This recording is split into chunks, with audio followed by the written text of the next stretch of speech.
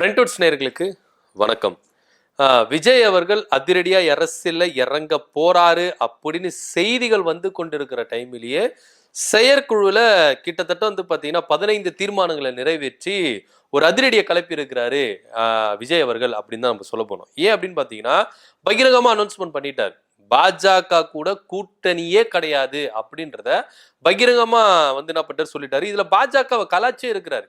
ஏன்னா கொஞ்ச காலமா பாஜக மேல கொஞ்சம் அது ஈயத்தை பூசின மாதிரி இருக்கணும், பூசாத மாதிரி இருக்கணும் அப்படின்ற ரேஞ்சில தான் பாஜக விமர்சிச்ச மாதிரி இருக்கணும், விமர்சிக்காத மாதிரி இருக்கணும் அப்படின்ற ஒரு போக்குல இருந்தாரு. சோ அந்த முருகர் பக்தர் மாநாடுல பெரியாரையும் அண்ணாவையும் எந்த அளவுக்கு இழிவுபடுத்தினாங்க, அப்போ கூட வாயை திறக்காம இருந்தாரு. சோ இந்த செயற்குழு மீட்டிங்ல பகிரங்கமா என்ன பண்ணிருக்காரு, எதிர்த்து இருக்கிறார். குறிப்பா சொல்லியிருக்காரு, பெரியாரையும் அண்ணாவையும் எதிர்த்துட்டு இங்க ஆட்சி பிடிக்கலாம் அப்படின்னு கனவுல கூட நினைச்சு பாத்துறாதீங்க. மதவாதத்தை ஏற்படுத்துகிற பிளவுவாதத்தை ஏற்படுத்துகிற சக்தியோட இங்க நாங்க கூட்டணி வைக்க மாட்டோம், இங்க தமிழ்நாட்டுல அவங்களுக்கு இடம் இல்லை அப்படின்றத விஜய் அவர்கள் அழுத்தம் திருத்தமா சொல்லியிருக்காரு.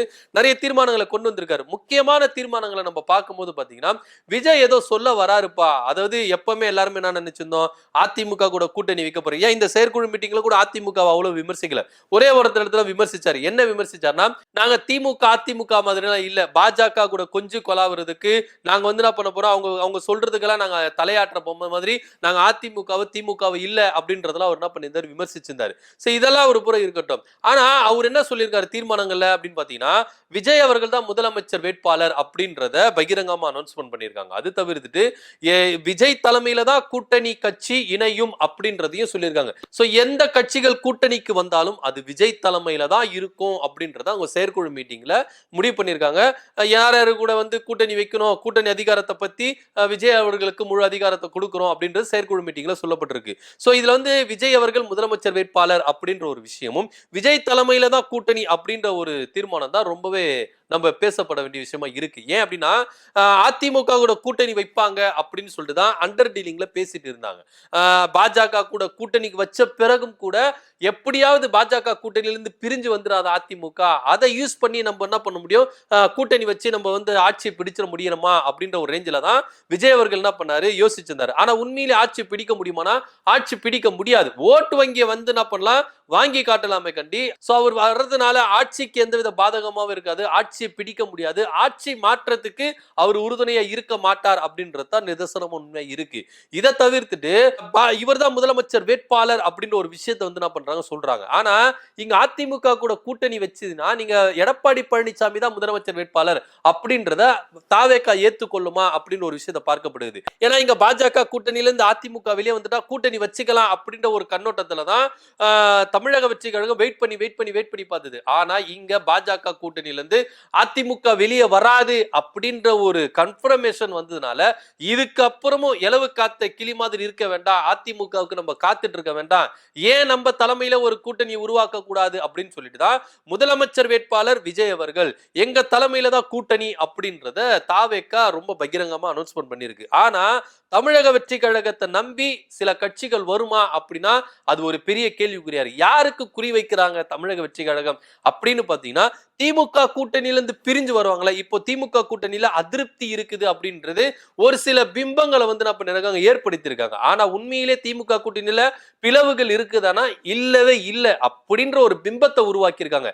ஏற்கனவே நீங்க விஜய் அவர்கள் வரும்பொழுது ஒரு விஷயத்தை வந்து சொன்னாரு, ஆட்சியிலும் அதிகாரத்திலும் பங்கு அப்படின்றத என்ன பண்ணாரு சொன்னாரு. ஆனா இதை நம்பி நிறைய பேர் வந்துருவாங்க அப்படின்னு சொல்லிட்டு தான் அவர் சொன்னாரு. ஆனா அதை யாருமே ஏத்துக்கிறதுக்கு மனப்பான்மை வரல. விஜயை நம்பி போயிட்டு நம்ம ஆட்சியிலும் அதிகாரத்திலும் இது மாதிரி ஒரு மாய பிம்பத்தை உருவாக்குனா அதை நம்பி வந்துட முடியுமா அப்படின்னு சொல்லிட்டு தான் ஒரு சில கட்சிகளை யோசிச்சாங்க. குறிப்பா ஒரு போக்கஸ் பண்ணது யாருக்கு அப்படின்னு பாத்தீங்கன்னா, விடுதலை சிறுத்தைகள் கட்சிக்கு தான் என்ன பண்ணாரு, போக்கஸ் பண்ணாரு. திருமாவளவன் ஆட்சியிலும் அதிகாரத்திலும் பங்குன்னு சொன்னா நம்ம வந்துருவோம் அப்படின்னு சொல்லிட்டு தான் திருமாவளவனுக்கு என்ன பண்ணாங்க, ஸ்கெட்ச் போட்டாங்க. ஆனா அது வந்து ஃபெயிலியர்ல முடிஞ்சது அப்படின்றது தான் நிதர்சனமான உண்மையா இருக்கு. இப்பவும் இங்க முதலமைச்சர் வேட்பாளர் வந்து விஜய் அவர்கள் தான் அப்படின்னு சொல்லிட்டு எங்க தலைமையில தான் ஒரு கூட்டணினா உங்களை நம்பி யாரு வருவா, நீங்க முதலமைச்சரா யார் ஏத்துப்பா அப்படின்னு. உங்க கட்சிக்காரங்க ஏத்துப்பாங்க, உங்க தொண்டர்கள் இருப்பாங்க. மக்கள் ஏத்துக்கணும்ல, யாரு முதலமைச்சர், யாரு ஆட்சியை பிடிக்கணும் அப்படின்றது மக்கள் சிந்திக்கணும்ல. சோ இத பாத்தீங்கன்னா விஜய் அவர்கள் பாத்தீங்கன்னா இப்பவும் திமுக இருந்து பிளவுபடுகிற ஒரு சில கட்சிகளை தங்க பக்கம் சேர்த்துக்கலாம் அப்படின்னு சொல்லிட்டு தான் இப்பவும் ஒரு மாயபிம்பத்தை என்ன பண்றாங்க, கிரியேட் பண்றாங்க அப்படின்றது விஷயமா பார்க்கப்படுது. ஆனா உண்மையிலே பாஜக கூட்டணியில சேருவதற்கு அமித்ஷா அவர்கள் முயற்சிக்கிறாரு. விஜய் அவர்கள் பாஜக கூட்டணியில சேர்ந்துருவாரா அப்படின்னு பேசப்பட்டது. ஆனா இன்னைக்கு பாஜகவை எதிர்த்து என்ன பண்றாரு, பேசியிருக்காரு. மக்களை பிளவுபடுத்துகிற அரசியலும் அண்ணாவையும் பெரியாரையும் எதிர்த்துட்டு இங்க தமிழ்நாட்டில் ஆட்சியை பிடிக்கணும்னு சொல்லிட்டு கனவுல கூட நினைச்சு பார்க்காதீங்க அப்படின்ற ஒரு விஷயத்த சொல்லியிருக்காரு. பாஜகவின் கைப்பாவையாக பாஜக சொல்றதுக்கெல்லாம் தலையாற்ற அதிமுக அப்படின்னு சொல்லி இருக்கிறார். இங்க திமுக அவர் சொல்றாரு, திமுக சேர்த்து சொல்றாரு. ஆனா இங்க திமுக அப்படி செயல்படுகிறதுனா அது இல்லவே இல்லை அப்படின்றது விஜய்க்கு நல்லாவே தெரியும்.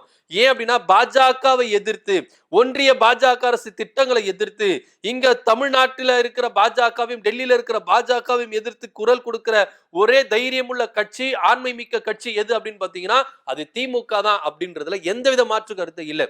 நீங்க மும்மொழி கொள்கையா இருக்கட்டும், அதே போல பாத்தீங்கன்னா தொகுதி மறுவரையா இருக்கட்டும், வகுப்பு திருத்த சட்ட மசோதா இருக்கும், ஆர்டிகல் 370 இருக்கட்டும், இன்னும் ஏகப்பட்ட திட்டங்களை என்ன பண்ணது பாஜக கொண்டு வந்தது. அது மக்களுக்கு விரோதமா இருக்குதுன்னு தெரிஞ்சு ஆளா எதிர்க்கிறது திமுக அரசு. அதுல எந்தவித மாற்று கருத்து இல்ல, திமுக என்ற கட்சி.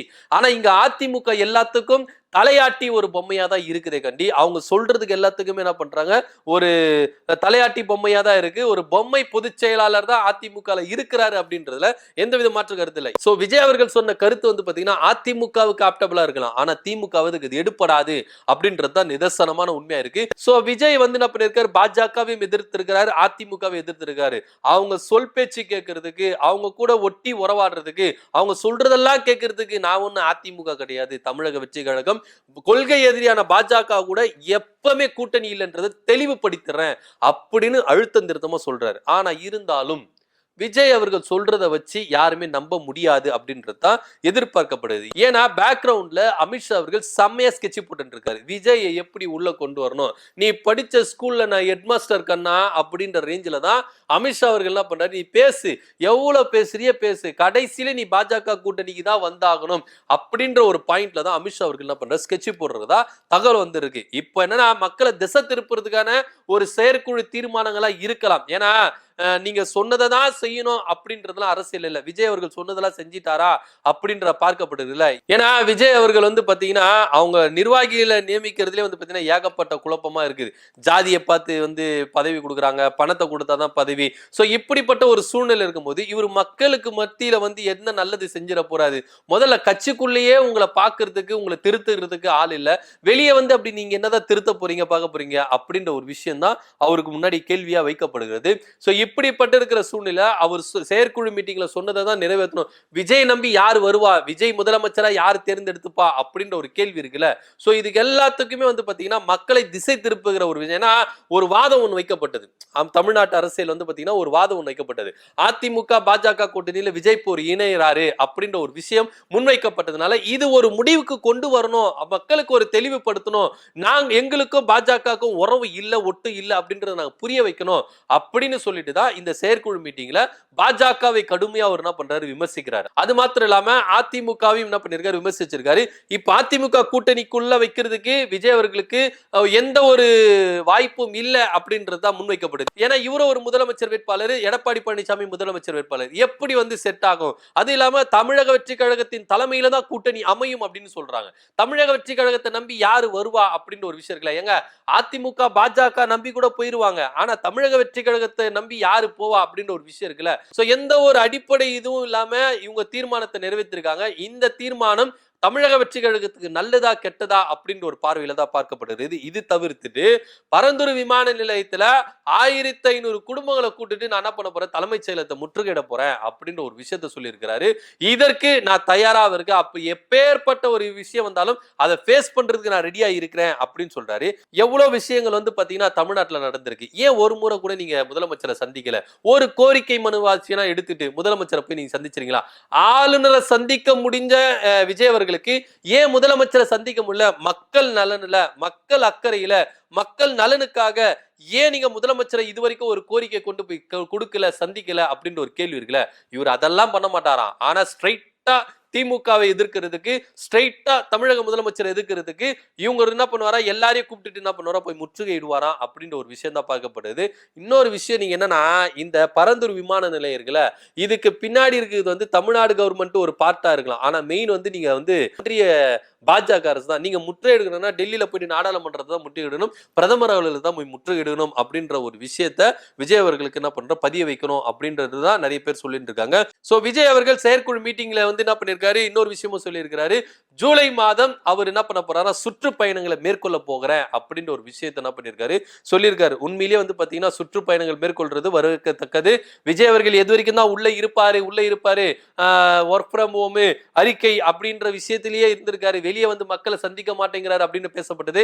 அதற்கும் ஒரு முற்றுப்புள்ளி வைத்து ஜூலை மாதத்திலிருந்து சுற்றுப்பயணங்களை மேற்கொள்ள போகிற 234 தொகுதியிலும் சுற்றுப்பயணங்களை மேற்கொள்ள போகிற அப்படின்னு சொல்லிட்டாரு. ஆல்ரெடி அதிமுக பொதுச் செயலாளர் எடப்பாடி பழனிசாமி அவர் ஆரம்பிச்சிட்டாரு. அவருக்கு போட்டியா விஜய் அவர்களும் ஆரம்பிக்கிறாரா அப்படின்ற ஒரு விஷயம் பார்க்கப்படுது. ஆனா உண்மையிலேயே ஒரு விஷயங்க, அதிமுகவும் தமிழக வெற்றி கழகம் அடிச்சுக்க போகுது. உண்மையிலே திமுக கூட்டணி அமோக வெற்றி பெற போறது அப்படின்றது தான் மக்களுடைய கருத்தா இருக்கு. என்ன நடக்குது அப்படின்றத பொறுத்து பார்க்கலாம். சோ தமிழக வெற்றி கழக சார்பா செயற்குழு மீட்டிங் நடந்திருக்கு. இது பல்வேறு வந்து பாத்தீங்கன்னா தீர்மானங்கள் நிறைவேற்றிருக்காங்க. விஜய் தான் முதலமைச்சர், தமிழக வெற்றி கழக தலைமையில தான் கூட்டணி அமைய போகுது அப்படின்னு சொல்லிட்டு ஒருவேளை புதிய அணி உருவாக போதா அப்படின்னு பார்க்கப்படுகிறது. என்ன நடக்குது அப்படின்றத பொறுத்து பார்க்கலாம். இதை பத்தி உங்களோட கருத்து அப்படின்றத கீழே கமெண்ட் பண்ணுங்க. நன்றி, வணக்கம்.